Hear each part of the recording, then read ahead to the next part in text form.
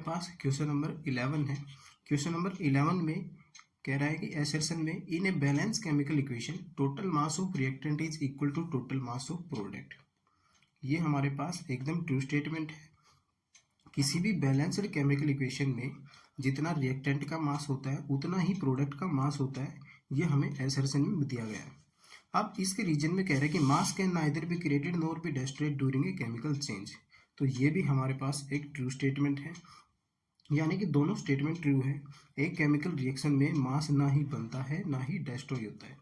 या फिर यदि रीजन में ऐसे भी लिख देता law of conservation of mass को ये फॉलो कर रहा है, तो ये इसको फॉलो कर रहा है, ये इसको एक्सप्लेन भी कर रहा है, तो हमारे पास क्या हो जाएगा इसका आंसर ए। तो चलिए नेक्स्ट क्वेश्चन देखते हैं। Question number 12। क्वेश्चन नंबर 12 में कह रहा है कि iron articles are painted so as to prevent them from rusting.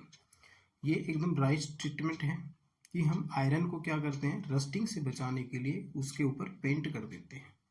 अब इसके रीजन में कह रहा है कि हम ऐसा क्यों करते हैं। When the surface of iron is coated with paint, जब हम आयरन के ऊपर क्या कर देंगे, पेंट की कोटिंग कर देंगे, तो उसका जो सरफेस है does not come in contact with oxygen and moisture. तो ऑक्सीजन और मॉइस्चर के डायरेक्ट कॉन्टैक्ट में नहीं आएगा और वहाँ पे कोरोजन नहीं होगा। तो ये स्टेटमेंट भी ट्रू है। और जो है ये रीजन है इस असर्शन को कंप्लीटली एक्सप्लेन कर रहा है। तो हमारा इसका ऑप्शन हो जाएगा ए, यानी कि इसका आंसर क्या होगा, ए ऑप्शन। अब चलिए क्वेश्चन नंबर 13 में कह रहा है कि chemical reaction changes the physical and chemical state of a substance. Question number 13 में हमें इसमें कह रहा है कि कोई भी केमिकल रिएक्शन होती है उसमें फिजिकल और केमिकल चेंज किसी भी सब्सटेंस की चेंज हो जाती है। तो ये हमारे पास ट्रू है, चेंज तो होती है उनकी, केमिकल और फिजिकल दोनों स्टेट चेंज हो जाती है। अब हमें रीजन में कह रहा है कि when electric current is pass through water it's decompose to produce hydrogen and oxygen. ये स्टेटमेंट हमारे पास ट्रू है। जब हम वाटर का इलेक्ट्रोलिसिस करेंगे तो उसमें हाइड्रोजन और ऑक्सीजन गैस दोनों गैस प्रोड्यूस होंगी। एक राइट स्टेटमेंट है, लेकिन इसका ऊपर वाले से कोई रिलेशन नहीं है। ठीक है, तो ये हमारे पास क्या हो जाएगा, स्टेटमेंट तो दोनों ट्रू है, लेकिन बी वाली स्टेटमेंट ए वाले स्टेटमेंट को एक्सप्लेन नहीं करती है। तो ये हमारा क्या हो जाएगा, ऑप्शन बी इसका आंसर हो जाएगा। अब हमारे पास नेक्स्ट क्वेश्चन है क्वेश्चन नंबर 14। उसमें कह रहा है कि when calcium carbonate is heated it decompose to give calcium oxide and carbon dioxide. ये एक राइट स्टेटमेंट है। इसमें कह रहा है कि कैल्शियम कार्बोनेट को जब हम हीट करेंगे तो उसके डिकम्पोजिशन से कैल्शियम ऑक्साइड बनेगा और साथ में कार्बन डाइऑक्साइड गैस रिलीज होगी।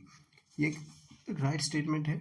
अब इसके रीजन में कह रहा है कि जो यहाँ पे डिकम्पोजिशन रिएक्शन हो रही है, ठीक है, और वो किससे हो रही है, by the application of heat, हम उसमें हीट अप्लाई करनी पड़ रही है, इसलिए ये क्या है, एक एंडोथर्मिक रिएक्शन। यहाँ पे हमने हीट अप्लाई की है। तो एंडोथर्मिक रिएक्शंस क्या होती हैं, जिनमें हमें हीट सप्लाई करनी पड़े। तो ये स्टेटमेंट भी हमारे पास ट्रू है। दोनों स्टेटमेंट हमारे पास क्या हो गई, ट्रू हो गई। अब इसमें लेकिन ये रिलेटेड नहीं है, हमारे पास स्टेटमेंट दोनों ट्रू है। डिकम्पोजिशन रिएक्शन यहाँ पे हो रहा है, ठीक है, लेकिन यहाँ पे ये है कि सभी डिकम्पोजिशन रिएक्शन में हीट की सप्लाई नहीं दी जाती है। ज़्यादातर में कईयों में हमारे पास हीट रिलीज भी होती है, इसलिए यहाँ पे ये क्या है, एंडोथर्मिक है। दोनों स्टेटमेंट ट्रू है। ये फर्स्ट वाले को एक्सप्लेन भी कर रहे हैं, वहाँ पे कार्बन डाइऑक्साइड गैस बन रही है। दोनों स्टेटमेंट हमारे पास ट्रू हो गई है, लेकिन ये इसका क्या नहीं है, इसको एक्सप्लेन नहीं कर रहा है। हमारे पास ये डिकम्पोज होकर कैल्शियम ऑक्साइड और कार्बन डाइऑक्साइड बना, ये इसको एक्सप्लेन नहीं कर रहा है। तो हमारे पास इसका आंसर हो जाएगा ऑप्शन बी। स्टेटमेंट दोनों सही हैं, लेकिन ये इसको एक्सप्लेन नहीं कर रहा है।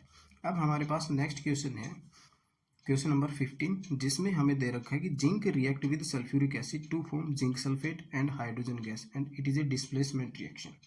इसमें हम क्या करेंगे, जब जिंक का रिएक्शन करेंगे सल्फ्यूरिक एसिड के साथ H2SO4 के साथ, तो वहाँ पे डिस्प्लेसमेंट रिएक्शन होगा, ZnSO4 यानी कि जिंक सल्फेट बनेगा, साथ में हाइड्रोजन गैस यहाँ पे रिलीज होगी।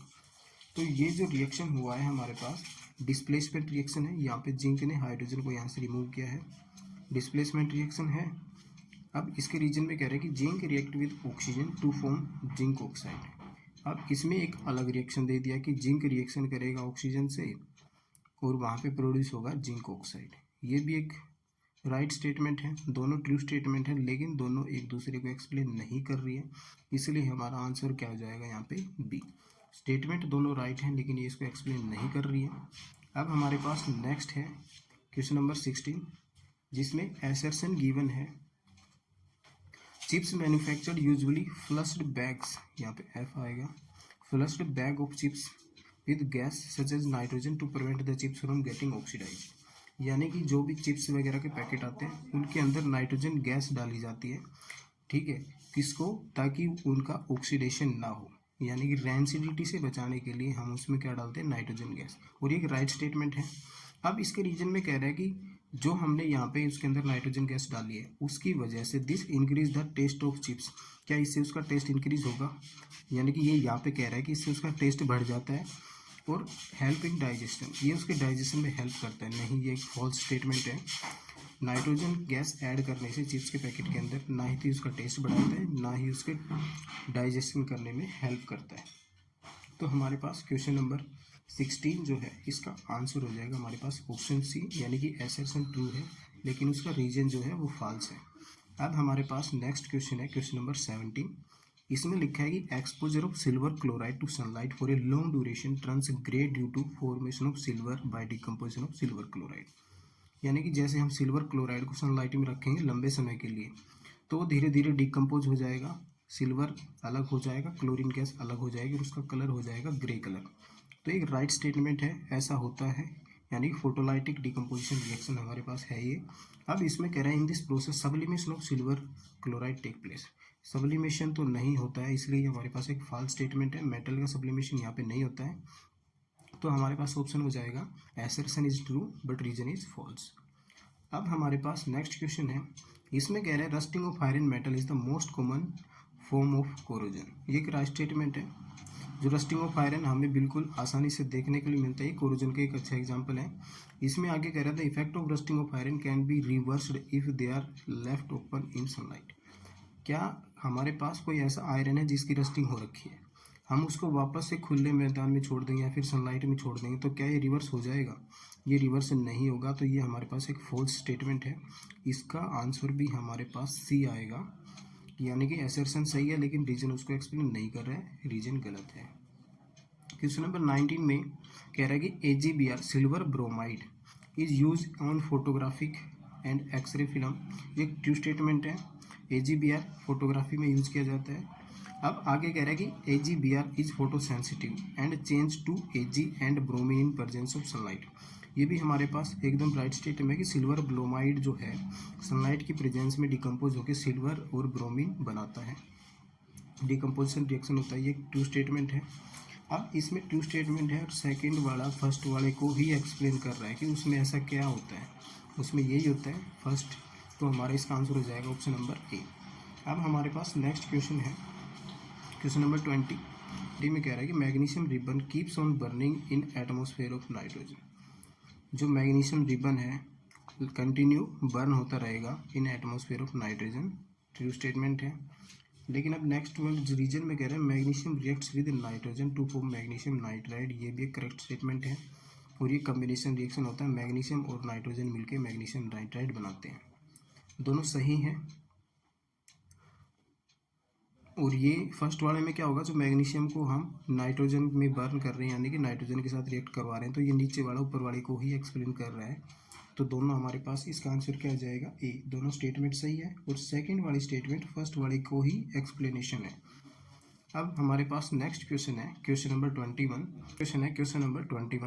जिसमें कह रहे हैं कि a lead nitrate on thermal decomposition give lead oxide brown coloured nitrogen dioxide gas and oxygen gas. यानी कि हम जब लेड नाइट्रेट जैसे PbNO3 हमारे पास है उसका क्या करेंगे, उसको हीट करेंगे तो उससे क्या बनेगा, हमारे पास लेड ऑक्साइड साथ में नाइट्रोजन डाइऑक्साइड गैस बनेगा और हमारे पास ऑक्सीजन भी बनेगा, ऑक्सीजन गैस। ये हमारे पास बने हैं यहाँ पे lead oxide, nitrogen dioxide gas और ऑक्सीजन गैस। अब नाइट्रोजन डाइऑक्साइड जो गैस है ये हमारे पास क्या है, ब्राउन कलर की, ये हमारे पास ब्राउन कलर की फ्यूम्स होती है, यानी कि हम लिखें ब्राउन फ्यूम्स। अब हमें यहाँ पे इसमें दे रखा है कि a lead nitrate on thermal decomposition. Thermal decomposition यानी कि ऐसा डिकम्पोजिशन जो हीट की प्रेजेंस में हो रहा हो। तो उसमें हमें लेड ऑक्साइड मिला है, ब्राउन कलर की नाइट्रोजन डाइऑक्साइड गैस मिली है, ऑक्सीजन, यानी कि ये स्टेटमेंट हमारा ट्रू है। अब नेक्स्ट स्टेटमेंट है हमारे पास, उसमें कह रहे हैं कि lead nitrate reacts with potassium iodide to form yellow precipitate. अब यहाँ पे लेड नाइट्रेट, हम फिर से लेड नाइट्रेट का रिएक्शन करवा रहे हैं यहाँ पे, और लेड नाइट्रेट का रिएक्शन पोटेशियम आयोडाइड के साथ है। तो हम यहाँ पे रिएक्शन लिखते हैं, जो लेड नाइट्रेट है PbNO3, ये हमारे पास लेड नाइट्रेट हो गया, इसकी पोटेशियम आयोडाइड के साथ रिएक्शन करवा रहे हैं, और उसमें हमारे पास क्या बनेगा, लेड आयोडाइड साथ में पोटेशियम नाइट्रेट।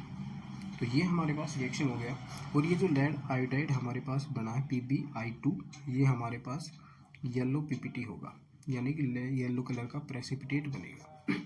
तो अब इसमें कह रहे हैं कि lead nitrate react with potassium iodide to form yellow PPT। Yellow PPT बना है यहाँ पे, and the reaction is double displacement reaction. Lead इसके साथ, यानी कि दोनों ने अपने एक दूसरे के आयंस एक्सचेंज किए हैं। तो ये भी हमारे पास क्या हो गया,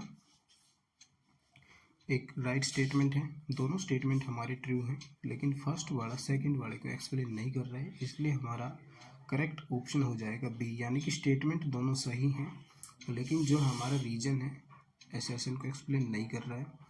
तो ये हमारा फर्स्ट पार्ट था, इसमें हमने 21 एसर्शन एंड रीजन टाइप के क्वेश्चन किए हैं। इसके बाद हम जल्दी ही नेक्स्ट पार्ट लेके आएंगे, जिसमें हम इसमें और ज़्यादा इसके एसर्शन और रीजन टाइप के, फिर उसके बाद इसके इम्पोर्टेंट जो हमारे पास केस बेस्ड क्वेश्चन आते हैं उनको भी करेंगे। तो keeps watching, thanks for watching.